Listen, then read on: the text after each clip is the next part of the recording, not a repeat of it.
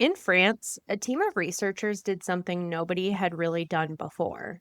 They went into 26 courts across 3 regions of the country, covering more than a third of all French births. And they pulled the judicial files on infants who died on the day they were born. And then they compared what they found in the court records against the official cause of death statistics. So the national numbers, the ones that get published and cited and used to decide where money goes. The court files contained roughly 5 times more of these deaths than the official statistics did. And the reason is almost absurdly simple. In the large majority of those cases, no birth certificate was ever issued, and no death certificate was ever issued. So there was really nothing to count. In Germany, one estimate cited in the comparative literature goes even further. It suggests that more than 90% of these deaths are never detected or registered by any authority at all. I really want you to sit with what that means, because it changes the shape of the question. A newborn killed on the day of birth may be the only homicide victim in the world who has no documentary existence, no birth record, no death record, no missing person report. In many cases, no one outside one person even knew there was a pregnancy. So when people say this happens more often than we think, that is not a rhetorical flourish.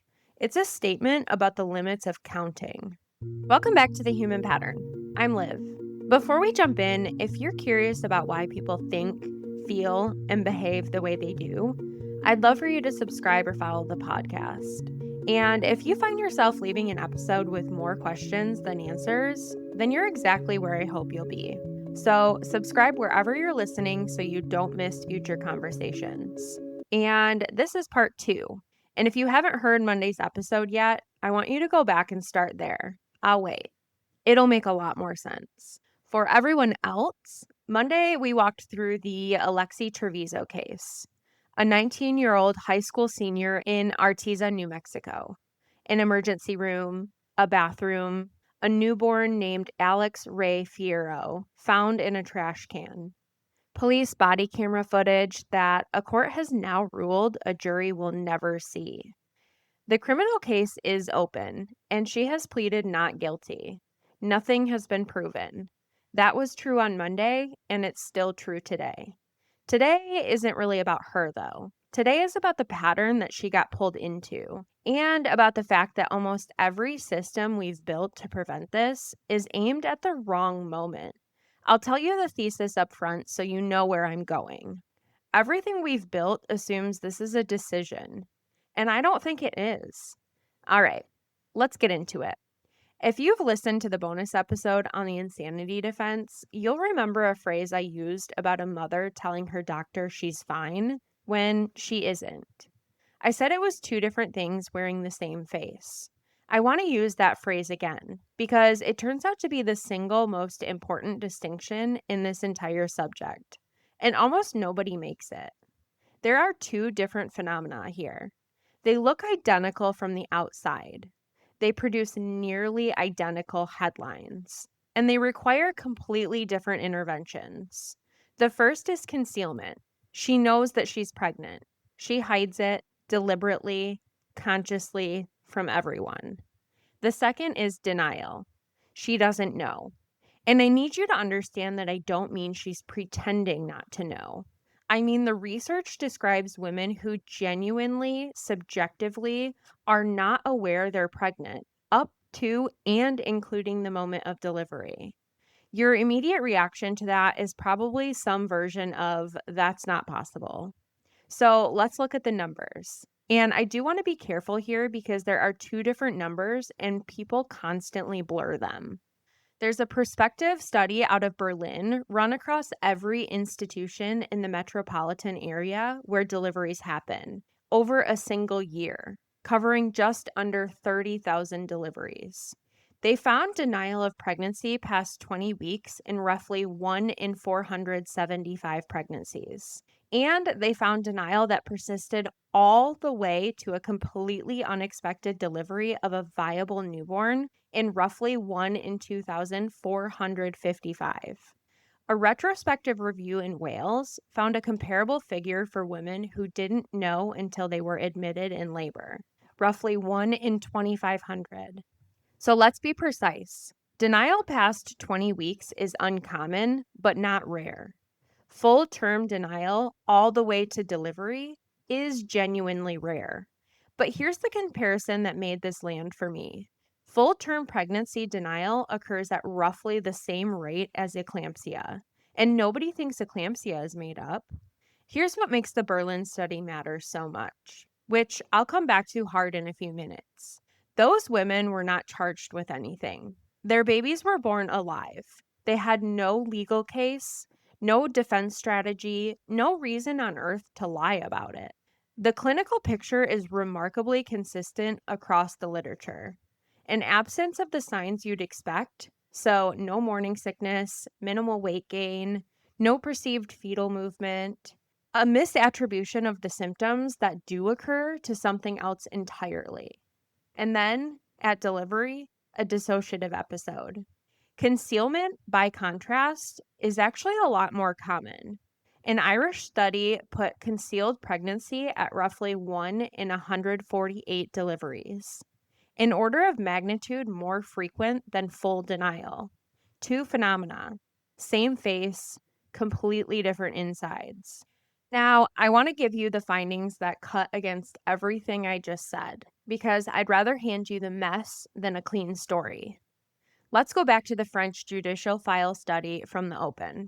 They examined 32 of these deaths. 24 were solved, and they looked hard at whether denial of pregnancy explained them. Here's what they found. The mothers averaged 26 years old, not teenagers. 17 of them had jobs. 13 had already given birth before, so they knew exactly what pregnancy felt like. 11 were living in couple relationships. Psychopathology was rare, and the authors concluded that none of the pregnancies involved typical denial of pregnancy. None. This is a serious problem for the story that I was just telling you. It suggests either that denial and neonaticide are much less linked than the popular narrative assumes, or that court files systematically fail to capture denial, which the authors themselves raise as a possibility. I don't know which. I genuinely don't, and I'm not going to pretend otherwise. But here's what the French mothers did share, and this is the finding that I have really not been able to stop thinking about since I read it. Immaturity, dependency, weak self-esteem, an absence of effective support, psychological isolation, not mental illness, isolation. So if you're looking for the strongest common thread across these cases, the research doesn't point at a diagnosis. It points at the absence of a single person she believed she could tell. And I want to stop right here because I can feel where this episode is heading and I don't want to get there by accident. Understanding why something happened is not the same thing as saying it was fine. Those two get collapsed constantly, and they are not the same. A reason is not a permission slip. Explaining a behavior does not dissolve it. So let me be very clear about where I actually am. A newborn was put into a plastic bag. The bag was tied. It was placed into a garbage can, and another bag was put over the top of it. Nobody disputes that. Not the prosecution, not the defense, not even Alexee. Her own account of that night contains every single part of it. The only thing genuinely in dispute is whether he was alive first. That is not okay. It was never going to be okay. There is a person at the center of this who was alive inside somebody for 9 months and got about 20 minutes of the world. And I'm not going to get clinical about that just to make my own argument run smoother. And, not but, and. And the question of what should happen to a 19-year-old who did that, and why a 19-year-old did that, and what would have had to be different for her not to, are all still live questions. The wrongness doesn't answer any of them. And that's the entire reason we're here. If wrongness answered the question, this would be a very short episode. I want to spend some real time here because if you take one thing from this episode, I'd rather it be this than any statistic. The most cited American study in this field administered a dissociative questionnaire to 16 women who had been charged with homicide after these deaths. Nearly all of them reported depersonalization, dissociative hallucinations, and intermittent amnesia at the moment of delivery. And that study gets quoted constantly. It gets quoted in defense filings. It gets quoted on podcasts. So let me state the obvious objection at full strength, because it does deserve full strength. That's a self-report instrument. It's fakeable. There's no malingering screening reported alongside it. And every single woman in that sample was facing a homicide charge and had an enormous, obvious incentive to describe exactly these symptoms. And there's a deeper version of that problem that's worse. You cannot study this prospectively, ever. By definition, every subject is identified only after being charged, which means the entire body of the research specific to these cases is drawn from samples of people with a motive to shade the truth. That's a genuinely unsettling place to build a field of knowledge on, and I don't think anybody should be handed the comfortable version of it. So here's how the research answers that, and I'll give you the 3 responses in order of how much weight I think they carry. The strongest one is the Berlin study. Denial is documented in women with 0 legal incentive. Ordinary obstetric patients not charged with anything, whose babies were born alive and fine. The phenomenon exists in the wild, at measurable rates, in people with no reason to lie. That does not prove any particular defendant experienced it. It absolutely does defeat the strong version of the skeptical claim, which is that dissociative denial is essentially a courtroom invention. It isn't. It shows up in maternity wards. Second, and weaker, in many denial cases, the people around her also failed to notice. Partners, parents, roommates, sometimes physicians. Families have their own reasons to shade, but a partner who shared a bed for 9 months is at least a partly independent data point. Third, and I want you to notice the reversal. The French study used court records rather than self-report and found psychopathology rare. Think about what that means. If these women were successfully performing mental illness for legal advantage, you would expect the judicial record to be thick with diagnoses. It isn't. What it shows instead is isolation and dependency, which are not exculpatory, not dramatic, and not what anyone would invent if they were inventing something. I'm going to leave that unresolved on purpose because the only people we can study are people with a reason to lie to us is a real limitation. And the honest move is to name it rather than route around it. And one more on the same theme, because it's directly load-bearing in the Trevizo case.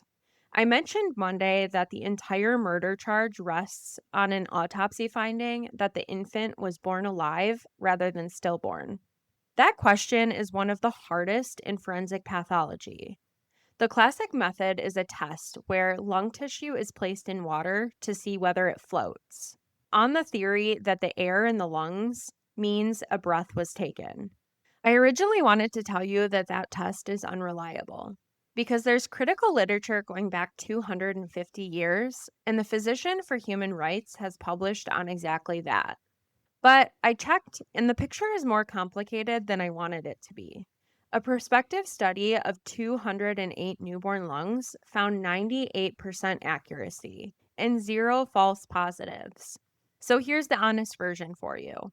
False positives are documented from decomposition and from resuscitation attempts. A negative result does not prove a newborn never breathed, and no single test resolves this conclusively, which is why modern examiners also use tissue analysis under a microscope. It's not junk science. It's also not a machine that prints an answer, which means the foundation of a first-degree murder charge is a clinical judgment call that qualified experts can disagree about in good faith. So what do we do about any of this? The American answer is safe haven laws, and New Mexico's is one of the most generous in the country. Under the Safe Haven for Infants Act, an infant 90 days old or younger can be surrendered at a hospital, a fire station, a law enforcement agency, or one of the safe haven boxes installed around the state, with protection from prosecution for abandonment or abuse. 90 days is a lot. Many states only allow 72 hours. And after the cases in that corner of New Mexico, both Artesia and Carlsbad have moved on installing boxes. I do really want to be clear that I think that these are good, and they have saved lives. This is not me arguing against baby boxes. This is me arguing that they cannot possibly do the thing we've assigned them. And here's the first reason, and it's the obvious one. A baby box requires you to know you're pregnant, accept you're pregnant, and then make a plan in advance. Denial is definitionally the absence of all three. You cannot plan your way out of a situation that you don't know you're in. Here's the second reason, and this is the one I haven't heard anyone make, so I'm going to slow down for it. It barely reaches the concealment population either. We keep framing the concealer's problem as, where does the baby go? That's not her problem. Her problem is how to have a baby without anyone knowing she had a baby. So think about what that actually requires. A first labor commonly runs 12 to 20 hours. It's loud. It's bloody. It requires disappearing for the better part of a day and coming back visibly, physically altered. There's a placenta.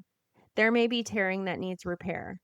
There's hemorrhage risk, which, as we covered on Monday, is exactly what nearly killed the defendant in this case.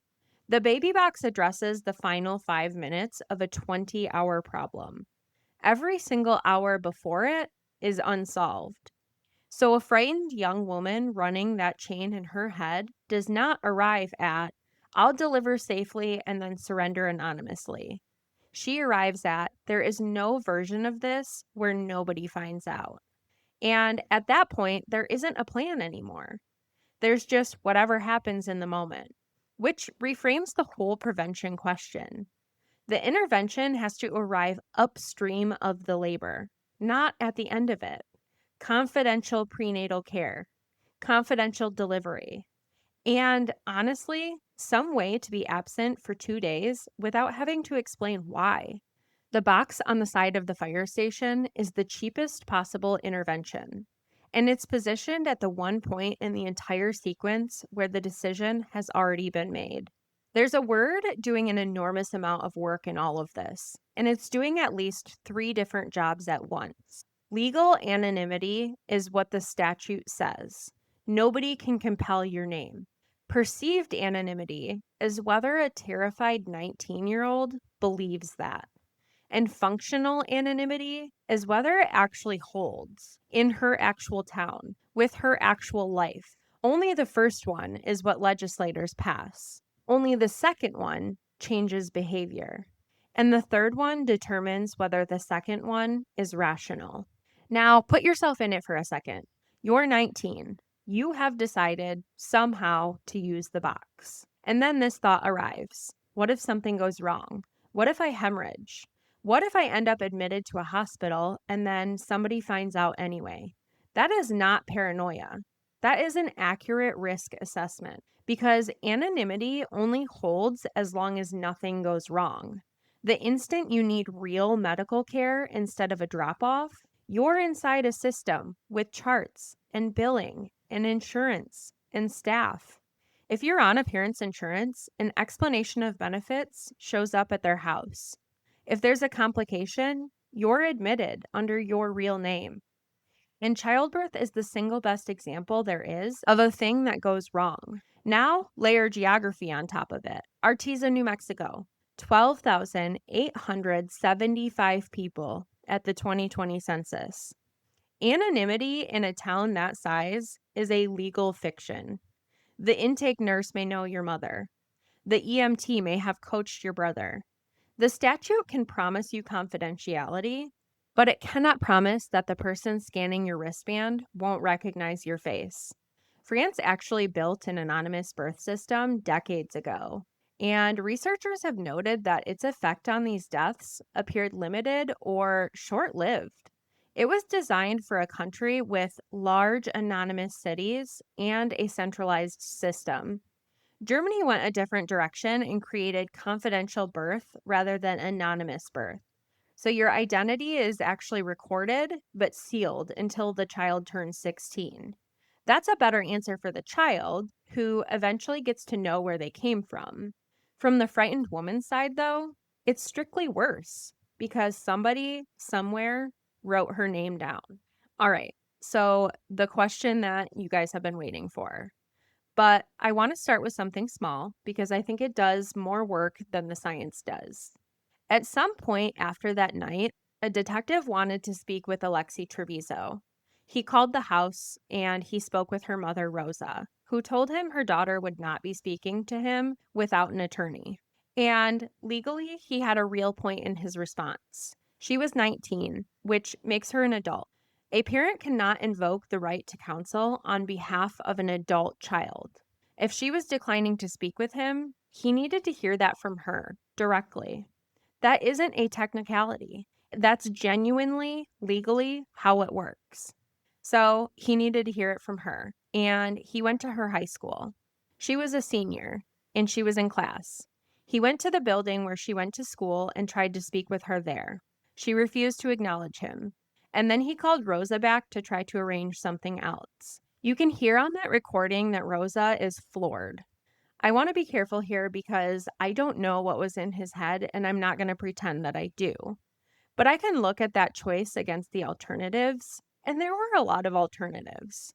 He could have asked Rosa on that very first call when her daughter would be home, and he could have arranged a time. He could have gone to the house. He could have asked Rosa to hand her the phone right then directly.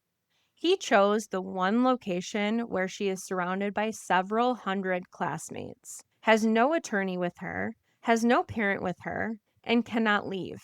And whether or not that was the intent, that is the effect. Approaching somebody where they're cut off from support and sitting under social pressure is not a neutral decision about logistics. That's a known dynamic, and everyone in that profession knows it. But here's why I'm opening with it. Look at the collision. The legal system correctly said she is 19, she is an adult, her mother cannot speak for her, I have to hear this from her. And then it went to find her at high school. Both of those things are true at the same time. She was legally an adult with full capacity to invoke or waive her own rights. And she was also a high school senior who had to go back to class afterward. That's the whole question standing in a hallway. Is first-degree murder the right charge? Let's do the science first, and let's be honest about what the science actually buys you, because it's less than people assume. Prefrontal development, particularly for impulse control and decision-making under emotional arousal, continues into the mid-20s, and that's well established. It's the research that drove the Supreme Court to bar the death penalty for offenses committed under 18 in 2005, and to bar mandatory life without parole for juveniles in 2012. The line at 18 is administratable. It's not scientific. Nothing happens to a brain at midnight on a birthday. So people reach for that, and they say that she was basically a kid. Here's the problem. Brain immaturity does not establish that she didn't know right from wrong. That's the insanity standard, and it's a far higher bar. Developmental immaturity alone does not come close to meeting it. If you listen to the bonus episode on the insanity defense, you already know how demanding that standard is and how rarely it succeeds. So the her brain wasn't finished argument on its own doesn't do the work people want it to do. But there is a stronger version, and it's not about knowledge at all. It's about the capacity to use what you know in an acute crisis, alone, on a bathroom floor, in extreme pain, on narcotics, possibly dissociating. Possibly, if the court's account of the record holds, having just learned nothing at all about a positive pregnancy test that a hospital was already holding. If the dissociation research applies to her even partially, the question stops being, did she know that killing is wrong? It becomes, was there a coherent, deliberating self present in those 20 minutes at all? And notice where that lands. It doesn't land on guilt or innocence. It lands on the charge. Because first-degree murder in New Mexico requires a killing that was willful and deliberate. And a dissociative episode at delivery is close to the precise opposite of deliberation. So I don't think the interesting question is whether she should be prosecuted. I think the interesting question is whether first-degree murder is a category error that our system keeps making because it doesn't own a better container. And here's the part most people have never been told. A number of countries maintain separate infanticide statutes with reduced penalties built specifically for this class of case, not as an excuse, as a recognition that the thing being described doesn't fit the murder framework well. The United States mostly doesn't have that. That's not a fact of nature. That's a choice that we've made, and mostly a choice we made by not deciding anything at all. And I want to be exact about what I'm saying, because this is the spot where people hear something I'm not saying. Is this the right charge? Is not the same question as should there be a charge. I am not arguing for nothing.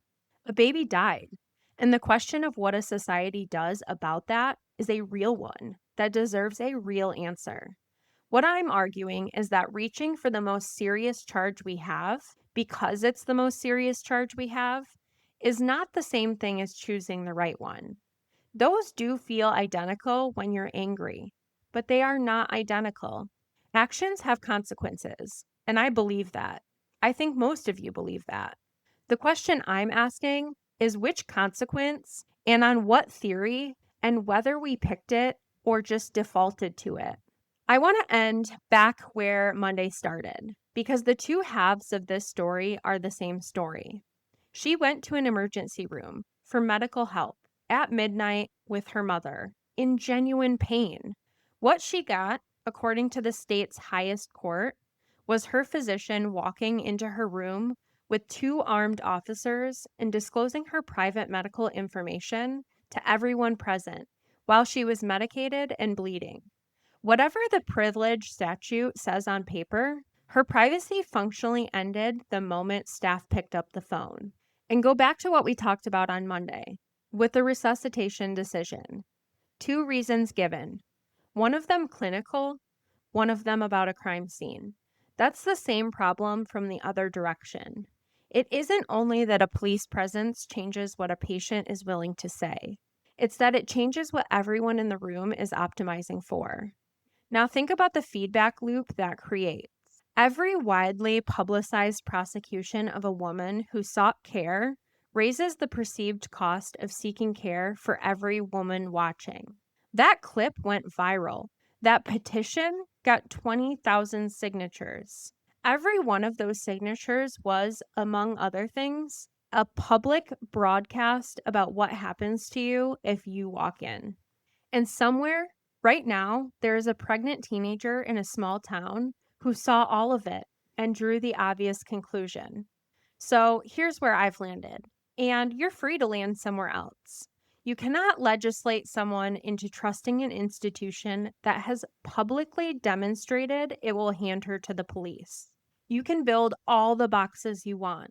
If the perceived cost of walking through the door is loss of privacy, loss of control, and a police officer in your room, the box on the wall outside is not a solution. It's a monument to the fact that we never solved the actual problem.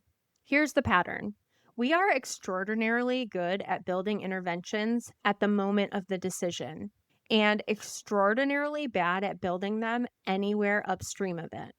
Because the decision is where the blame is, and the blame is where our attention goes. It's easier to fund a box than to fund the 8 months before the box. It's a lot easier to prosecute a 19-year-old than to ask why a 19-year-old had nobody to tell.